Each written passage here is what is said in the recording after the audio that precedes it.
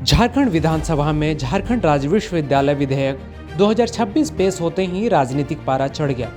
सरकार ने इसे उच्च शिक्षा में बड़ा बदलाव बताते हुए ऐतिहासिक कदम कहा, तो वहीं विपक्ष ने इसे लोकतांत्रिक प्रक्रिया की अनदेखी और राज्यपाल की शक्तियों में कटौती करार दिया है। बहुमत के दम पर विधेयक पास तो हो गया, लेकिन इसकी सियासी हलचल अब पूरे राज्य में चर्चा का विषय बन चुकी है। तो आखिर इस बिल में ऐसा क्या है?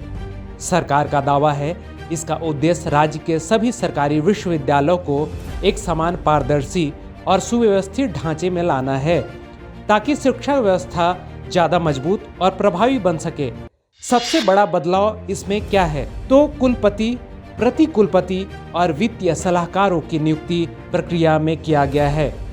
पहले ये अधिकार पूरी तरह से राज्यपाल के पास था, लेकिन अब नए प्रावधान के तहत मुख्यमंत्री और राज्यपाल के सामंजस्य से नियुक्तियां होंगी। यही बदलाव अब सियासी बहस का सबसे बड़ा मुद्दा बन गया है। क्या ये कदम शिक्षा में सुधार लाएगा या फिर सत्ता संतुलन को बदलने की कोशिश है? झारखंड की राजनीति में यह सवाल सबसे अहम बन चुका है, जिस पर विपक्ष ने कड़ा विरोध दर्ज कराया है। पूर्व शिक्षा मंत्री और भाजपा विधायक नीरा यादव ने कहा, संशोधन के लिए पर्याप्त समय नहीं दिया गया और इसे प्रवर समिति को भेजा जाना चाहिए था, लेकिन इनके पास बहुमत थी, इसलिए इन लोगों ने पास करवा लिया। ये छात्र विरोधी सरकार है। देखिए, हम एनडीए मिलकर के उम्मीदवार तो देंगे ही देंगे, और अभी आपने देखा कि हम लोगों ने चुनाव भी जीता है, तो निश्चित रूप से उम्मीदवार देंगे। आज सबसे बड़ी बात है कि आज आपने देखा कि विश्वविद्यालय विधेयक पास हुआ। इसमें जब आपको संशोधन के लिए, अब इतनी मोटी पुस्तक को आप 2 घंटे में कैसे संशोधन डाल सकते हैं? अगर आप 135 पन्ने के बुक को नहीं पढ़ करके उतना तुरंत नहीं संशोधन डाले, तो कम से कम 3 दिन का समय देना चाहिए था। समय नहीं दिए, वो भी मानते हैं, तो कम से कम अगर प्रवर समिति में देने की बात कही जा रही है तो उसको तो स्वीकार करना चाहिए। आपको याद होगा, जब हम शिक्षा मंत्री थे, कितने सारे संशोधन आते थे, प्रवर समिति में भेजने की बात आती थी, हम उसको एकदम आराम से स्वीकार कर लेते थे, और उसके बाद पक्ष विपक्ष बैठ करके जो भी छात्र हित, राज्य हित में बातें आती थी, उस पे हम लोग अमल करने का काम करते थे। लेकिन ये सरकार क्या है कि भाई बहुमत है तो हम तो पास करा लेंगे। भैया, आप तो पास करा लीजिएगा, लेकिन क्या प्रवर समिति में चल जाएगा तो आप छोटे हो जाएंगे। तो इस बात को ये सरकार को समझना चाहिए। लेकिन आज हमें लगता है कि ना तो इनको छात्र हित की परवाह है, ना राज्य हित की परवाह है, इसलिए संशोधन आना है बोल करके आ गया, अलग मैटर है, लेकिन हम प्रवर समिति में नहीं भेजेंगे। ये इनका सत्ता पक्ष का एक ही निर्णय है। इसलिए कभी कभी लगता है कि जाइए, जो बुझाता है करिए, क्योंकि आप कुछ बात सुनने वाले नहीं है। जितना भी यहाँ पर आपत्ति करिए, नहीं आपत्ति तो देखिए हम लोगों ने किया, हमने तो कहा भी कि इतने अल्प समय में संशोधन डालना संभव नहीं था, तो हमने कुछ पॉइंट्स नोट करके लाए थे। उस पॉइंट्स को हमने स्पीकर महोदय के माध्यम से हमने माननीय मंत्री जी को भेज दिया, क्योंकि हमें पता है कि ये कुछ करेंगे नहीं, तो हमने लिख करके ही ला करके हमने संशोधन दिया। वहीं भाजपा विधायक कुमार उज्जवल दास ने आरोप लगाया कि इस कानून से राज्यपाल की शक्तियां कमजोर हो गई और मुख्यमंत्री को अत्यधिक अधिकार दिए जा रहे हैं। उनका कहना है कि निर्णय प्रक्रिया मुख्यमंत्री केंद्रित हो गई है, संशोधन प्रस्तावों की अनदेखी हुई है और सरकार मुख्यमंत्री को एक स्वायत्त शक्ति के रूप में स्थापित कर रही है। राज्यपाल की शक्ति को गौण करना अनुचित है। देखिए, हम लोगों ने एकदम सही सवाल खड़े किए, हम लोगों ने बहुत चीज़ों पे ऑब्जेक्शन भी किया, लेकिन ये सरकार है, ये सरकार चूंकि बहुमत में है और सरकार बहुमत में होने का फायदा उठा रही है। ये अभी जो विश्वविद्यालय अधिनियम जो आया हुआ है और उसके तहत में राज्यपाल को गौण करना, ये कहीं भी तर्क संगत नहीं है। राज्यपाल को गौण कर दिया गया, उनकी शक्तियों को गौण कर दिया गया, और अब जो भी होगा इसमें जो है सब मुख्यमंत्री भी इसमें फैसला ले सकेंगे राज्यपाल के साथ में। लेकिन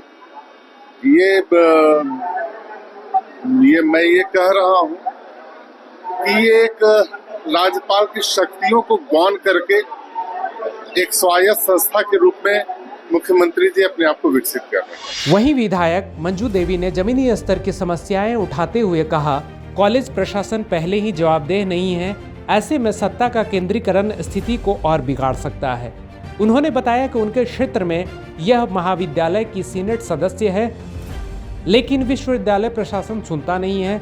उन्हें जरूरी चीजों को विश्वविद्यालय प्रशासन की ओर से बताया नहीं जाता है। तो जो विनोद बिहार यूनिवर्सिटी है उसका हम सीनेट मेंबर हैं और सीनेट मेंबर के एज तौर पर और यूनिवर्सिटी में जो बैठक होती है, बैठक ये लोग पूर्ण रूप से करते नहीं है और वहाँ के सीनेट मेंबर हो गया, उनको ये लोग रिस्पॉन्स नहीं देते हैं। मतलब कि उस क्या बोलते हैं उसको, मतलब मान सम्मान नहीं देते हैं, मान सम्मान नहीं देते हैं, जिसके कारण साल में 2 बार बैठक होना रहता है। अब पूर्ण रूप से हमारे क्या यूनिवर्सिटी क्या समस्या है, नहीं समस्या है, उसको समस्या को हम लोग senate member as a senate member हम लोग विधानसभा पटल पर रखने का काम करेंगे, लेकिन वो लोग कुछ बताते नहीं है, न पूर्ण रूप अच्छे से वो लोग संचालित करके मीटिंग करते हैं। तो ये बहुत मतलब हम अध्यक्ष जी को भी, माननीय स्पीकर महोदय को भी हम लिख करके दिए हैं वहाँ पर समस्या के बारे में। और दूसरी बात में हम अपने मेरे विधानसभा एकदम पूरा सुदूर इलाका है, वहाँ पर ना एक महाविद्यालय है, ना महिला कॉलेज है, ना डिग्री कॉलेज है, ना पॉलिटेक्निक कॉलेज है। हम सदन में भी हम मांग रखे हैं और वहाँ पर हम बोले कि कम से कम डिग्री कॉलेज हो, महिला कॉलेज होनी चाहिए, क्योंकि जिसके पास पैसा रहता है वो लोग अपना बाहर पढ़ने के लिए चले आते हैं, जिसके पास पैसा नहीं रहता है वो लोग पढ़ नहीं पाते।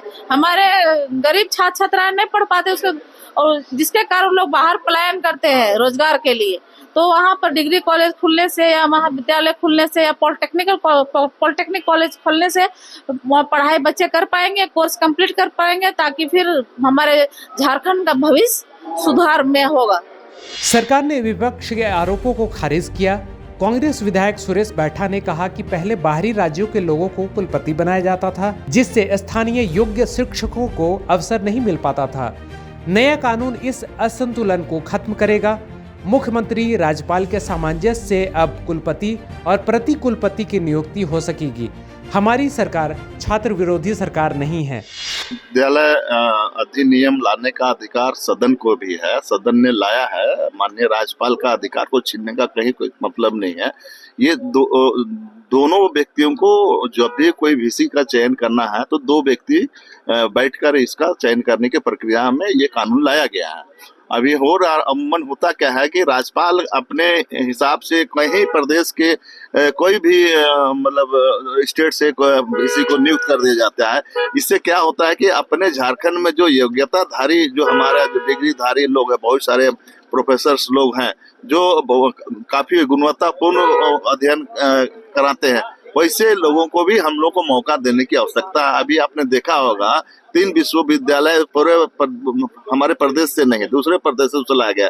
तो इसी को लेकर जो है मुख्यमंत्री को भी उस एजेंडा में लाया गया है और दोनों व्यक्ति मिलकर तालमेल बनाकर बीसी का नियुक्त करेंगे। वहीं विधायक रामचंद्र सिंह ने कहा कि संशोधन के लिए समय दिया गया था, लेकिन विपक्ष केवल राजनीतिक आरोप लगा रहा है। यह विधेयक पूरी तरह छात्र हित में है। हमारी सरकार सदैव हितकर काम करती रहेगी। बात नहीं है, मान लीजिए कि बहुत समय मिला, जब से गया तब से लोग ही है ना, तो उस तरह से उनका कहना काम है, अपना कर रहे हैं।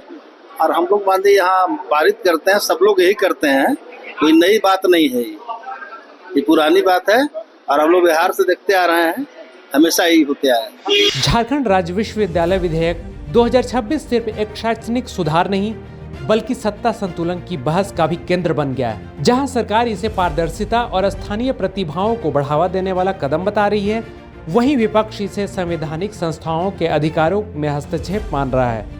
आने वाले समय में यह देखना दिलचस्प होगा, यह नया ढांचा वास्तव में शिक्षा व्यवस्था को मजबूत करता है या फिर सियासी टकराव को और गहरा करता है।